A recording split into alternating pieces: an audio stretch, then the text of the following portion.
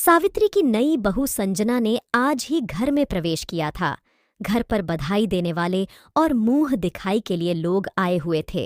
सभी लोगों के चले जाने के बाद सावित्री कमरे में गई।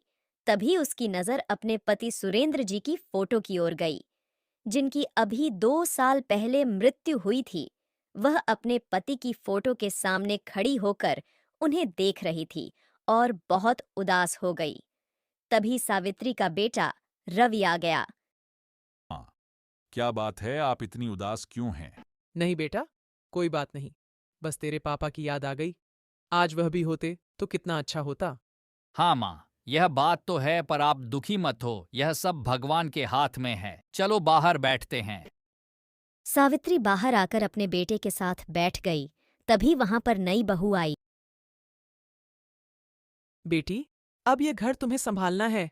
ये लो घर की चाबी। माँ जी, आप यह चाबी मुझे क्यों दे रही है? यह घर आपका है, आप संभालिए। रवि, तुमने माँ जी को बताया नहीं कि शादी के बाद हम अपने नए फ्लैट में रहेंगे। रवि, बहू क्या कह रही है? मैंने इतने अरमानों से तुम्हारी शादी की है कि मैं मेरी बहू के साथ रहूंगी, और यह तो अलग रहने की बात कर रही है।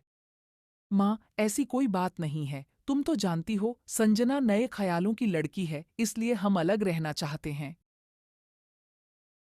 यह यहाँ एडजस्ट नहीं हो पाएगी। हम आपसे कभी कभी मिलने आया करेंगे। आप चाहो तो कुछ दिन के लिए हमारे साथ रहने आ सकती हो। यह सुनकर सावित्री को बहुत बुरा लगता है। उनके पति का स्वर्गवास हो चुका था। इकलौता बेटा रवि भी उन्हें छोड़कर जा रहा था। अब अकेले किसके सहारे रहेगी? यही सोचकर वह अपने कमरे में चली गई और रोने लगी। अगले दिन रवि और नई बहू अपने नए फ्लैट पर जा रहे थे। माँ, आपसे मिलने आता रहूंगा और पैसे भी भिजवाता रहूंगा, आप चिंता मत करो। उसकी चिंता तुम मत करो। तुम्हारे पापा इतना छोड़कर गए हैं कि जीवन भर सुख से रह सकती हूँ। तू जाकर अपनी गृहस्थी जमा, मेरी चिंता छोड़ दे। रवि और संजना दोनों चले गए। उनके जाने के बाद सावित्री फूट फूट कर रोने लगी, लेकिन अब कौन था जो उनको चुप कराता। इसी तरह कुछ दिन बीत गए। रवि ने अपने नए घर जाकर एक बार भी सावित्री से बात नहीं की। रवि के व्यवहार से सावित्री टूट से गई। अरे सावित्री बहन, कहाँ हो? के बाहर से किसी की आवाज आई। सावित्री ने बाहर जाकर देखा। सावित्री जी, यह दोनों पास के बहुत छोटे से गांव से नौकरी की तलाश में आए हैं। इनके पास रहने के लिए जगह नहीं है। आप भी अकेली रहती हैं। क्या आप थोड़े दिन के लिए अपने घर पर इन्हें रहने देंगी, जब तक कि ये इनके रहने का कुछ इंतजाम नहीं कर लेते? हाँ, क्यों नहीं। यह यहाँ रह सकते हैं।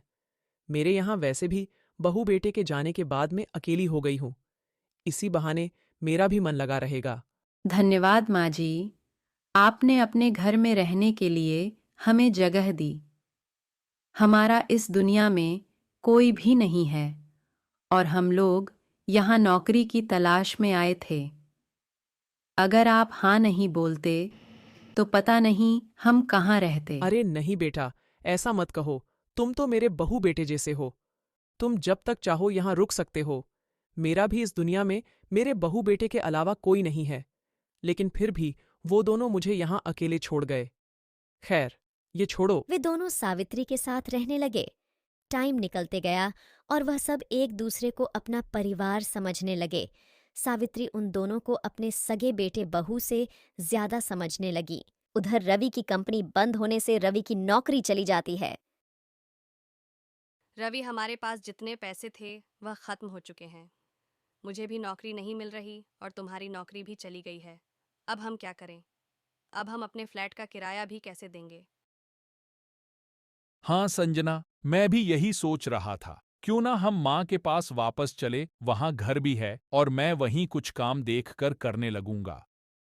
पर रवि, क्या वह हमें वापस घर में रहने देंगी? हाँ, वह हमें रहने के लिए मना नहीं करेंगी, क्योंकि वह भी अकेले नहीं रह पाती होंगी।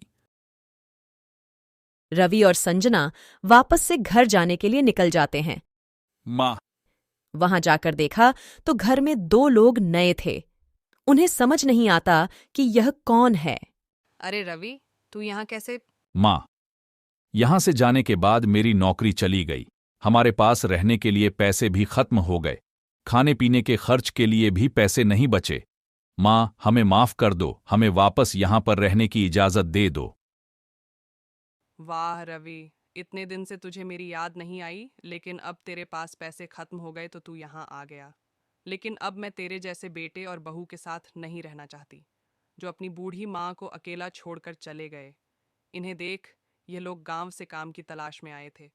ये काम करके यहाँ का रहने का खर्च मुझे देते हैं, और तेरे जाने के बाद इतने दिन इन्होंने मेरा बेटे बहू जैसे ध्यान रखा। माँ जी, हमें माफ कर दो। हमसे बहुत बड़ी गलती हो गई। प्लीज हमें आपके पास रहने दो। हाँ माँ जी, इन्हें माफ कर दीजिए। यह तो आपके बेटे बहू हैं और गलती तो बच्चों से ही होती है ना। इन्हें अपनी गलती का एहसास हो गया है।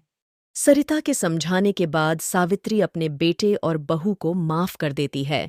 धन्यवाद भैया, आपने मेरे जाने के बाद मेरी माँ का ध्यान रखा। आज से आप मेरे बड़े भाई के जैसे हैं और आप हमेशा यही रहेंगे हमारे साथ। हम एक परिवार की तरह रहेंगे। ये सुनकर सावित्री बहुत खुश होती है। कुछ समय पहले मैं अकेली रह रही थी, लेकिन अब देखो मेरे पास 2 बेटे और 2 बहू हैं।